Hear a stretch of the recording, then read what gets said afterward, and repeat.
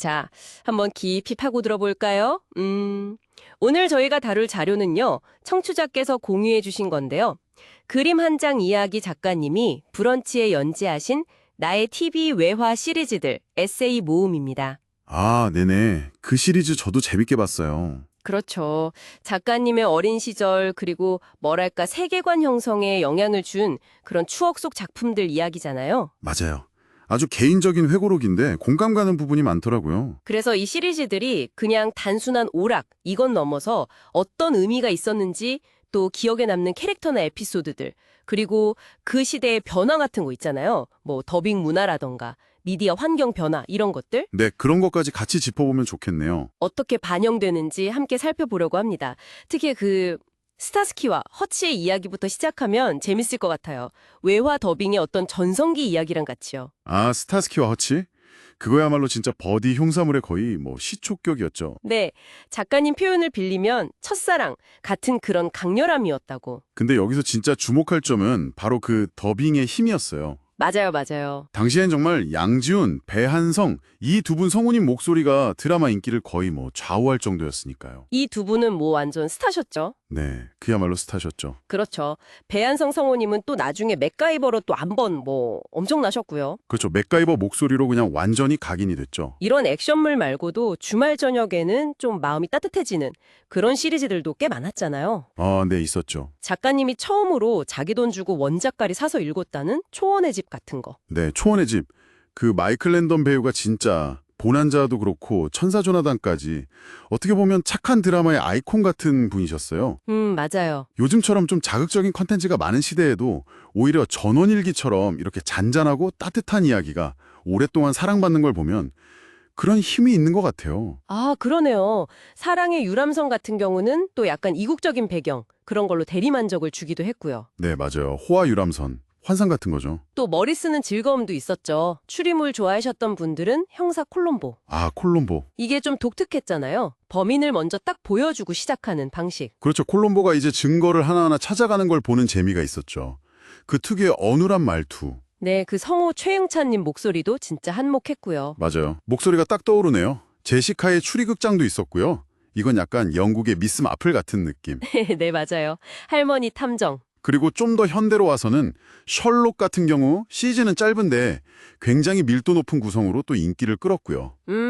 그래도 작가님은 개인적으로 가장 응원하고 싶은 탐정으로 콜롬보를 꼽으셨더라고요. 아, 그렇죠. 그 인간적인 매력이 있죠. 그리고 작가님이 최고 애정작으로 꼽으신 거. 바로 맥가이버죠. 아, 맥가이버 빼놓을 수 없죠. 총호 대신에 막 과학 지식으로 문제를 해결하는 모습? 이게 작가님의 어떤 논리적 사고에도 영향을 줬다니.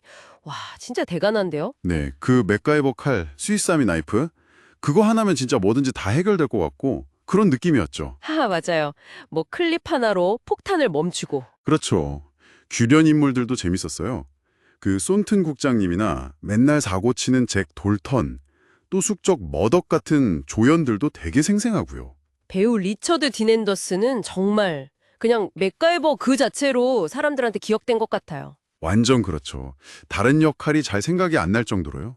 근데 이렇게 TV에서 뜬 스타가 영화계에서도 성공하기는 사실 쉽지 않다고들 하잖아요. 그렇죠. 그런 경우 많죠. 근데 또 블루문 특급의 브루스 윌리스나 레밍턴 스틸의 피어스 브로스넌, 그리고 셜록의 베네딕트 컴버배치 같은 이런 성공 사례들도 있긴 있네요. 네, 맞아요. 이분들은 TV에서 쌓은 매력이나 연기력을 바탕으로 딱 스크린까지 장악한 케이스죠. 음, 물론 돈 존슨이나 톰 셀릭처럼 미국에서는 엄청 인기 있었는데 세계적인 성공까지는 좀 거리가 있었던 경우도 많았고요. 아, 그렇군요. 작가님의 어떤 소년 시절 감수성을 막 건드렸던 그런 작품들도 여럿 소개를 돼요. 네, 그 시절 이야기들. 케빈은 12살 같은 성장통 이야기, 또 멕시코 드라마인데 천사들의 합창, 그 순수한 아이들 이야기. 아, 천사들의 합창 기억나네요. 천재소년 두기는 그 컴퓨터로 일기 쓰는 거, 그게 또 신기했고, 아빠는 멋쟁이에 나오는 막 오락기나 기차 같은 거. 그렇죠.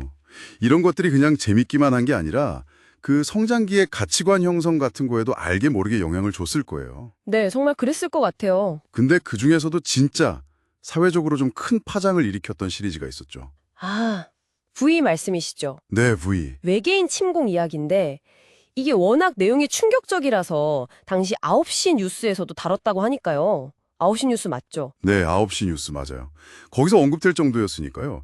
그 인간 모습인데 사실은 파충류 외계인이라는 설정부터가 네, 좀 충격이었죠. 그리고 막 쥐를 삼키는 장면 같은 거 편집됐다고는 하는데 소문은 막 자자했고요. 당시로서는 정말 파격 그 자체였어요. 심지어 그 악역 다이애나가 인기가 더 많았다고 하더라고요. 주인공보다. 맞아요. 엄청 매력적인 악역이었죠. 그리고 또 흥미로운 게 그 공포영화 나이트메어의 프레디 배우 있잖아요. 로버트 앵글런드. 네, 그분이 V에서는 오히려 착한 외계인 역할이었다는 거. 그것도 좀 재밌는 포인트죠. 아, 정말요? 그건 몰랐네요. 와. 팀프레이가 돋보였던 작품들도 있었잖아요. 게리슨 유격대, 나 제오전선. 이게 미션 임퍼서블 원작이죠. 네, 그렇죠. 그리고 작가님이 최고로 꼽으신 에이특공대. 아, 에이트공대 진짜 재밌었죠. 그 개성 강한 캐릭터들 조합. 멋쟁이, 머덕, BA, 한유발. 맞아요. 4명 다 너무 달라서. 네, 각자 능력도 다르고 성격도 달라서 막 갈등도 하고 그러다가 또 협력해서 문제 해결하고 그 과정 자체가 되게 흥미진진했어요. 리더 한니발 역의 조지 페파드가 근데 그 티파니에서 아침을 그 배우였다는 건 좀 놀랍더라고요. 아, 맞아요. 저도 나중에 알고 깜짝 놀랐어요. 이미지가 완전 달라서. 근데 어쨌든 좋은 팀에는 또 좋은 리더가 있다. 뭐 이런 메시지도 좀 있었던 것 같고요. 그렇죠. 시트콤 이야기도 잠깐 나오는데 뭐 프렌즈랑 섹스 앤더 시티가 거의 양대 산맥이었고. 아, 네. 특히 섹스 앤 더 시티는 제목이 좀 도발적이긴 했는데 사실 내용은 현대 도시 여성들의 삶을 되게 솔직하게 그려서 인기가 많았죠. 맞아요. 미니 시리즈 같은 경우는 뿔이나 가시나 못에 남과 푹처럼 원작 소설이 탐탄한 대작들이 많았고요. 네, 완성도가 높았죠. 특히 뿌리는 그 쿤타킨테 이야기 통해서 인종 문제를 아주 깊이 다뤄서 큰 울림을 줬었고요. 남과 북의 패트릭 스웨이지처럼 스타를 배출하기도 했고요. 아, 맞아요. 패트릭 스웨이지. 이런 명작 시리즈들이 참 많았어요. 뭐 600만 달러의 사나이의 리 메이저스, 원더우먼의 린다 카터, 컴뱃의 빅 모로. 아, 진짜 이름만 들어도 그 시절이 악 떠오르는 그런 배우들이랑 시리즈들이죠. 정말 추억의 이름들이네요. 근데 작가님은 요즘은 좀 다르다고 하시는 것 같아요. 넷플릭스 같은 OTT 서비스로 아케인이나 우리의 지구 같은 정말 훌륭한 작품들을 보면서도 네, 작품 퀄리티는 여전히 높죠. 근데 예전처럼 그 특정 시간에 딱 TV 앞에 모여서 기다리고 재방송까지 챙겨보고 했던 그런 소중함은 좀 느끼기 어렵다고 하시더라고요. 아, 그 지점이 되게 흥미로웠어요. 접근성이 너무 좋아지니까 오히려 콘텐츠를 대하는 태도 자체가 좀 변했다는 거잖아요. 네, 그런 것 같아요. 그래서 오늘 저희가 살펴본 이런 이야기들이 그냥 단순히 옛날 TV 프로그램 추억하는 거 그걸 넘어서는 거죠. 이런 시리즈들이 어떻게 한 개인의 어떤 세계관을 만들고 또 그 시대상을 반영하고 더빙이라든지 스타 시스템 같은 그런 문화 현상이랑 어떻게 연결되는지를 보여주는 아주 생생한 기록인 셈이에요. 맞아요. 진짜 작가님이 마지막에 던진 그 질문이 계속 마음에 남더라고요. 정보는 넘쳐나고 언제든 뭐든 볼 수 있는 지금 시대에 우리한테 미디어를 소중하게 만들어주는 건 뭘까? 이런 질문이요. 그렇죠. 작가님은 그 소중함이 좀 희미해진 것 같다고 표현하셨는데 이 글을 읽으시는 당신에게는 어떠신가요? 미디어를 특별하게 혹은 소중하게 만드는 건 뭘까요? 그게 희소성이 주는 걸까요? 아니면 다른 사람들과 함께 나누는 경험일까요? 아니면 또 다른 어떤 가치일지 한번 좀 이렇게 곱씹어 볼 만한 질문인 것 같습니다.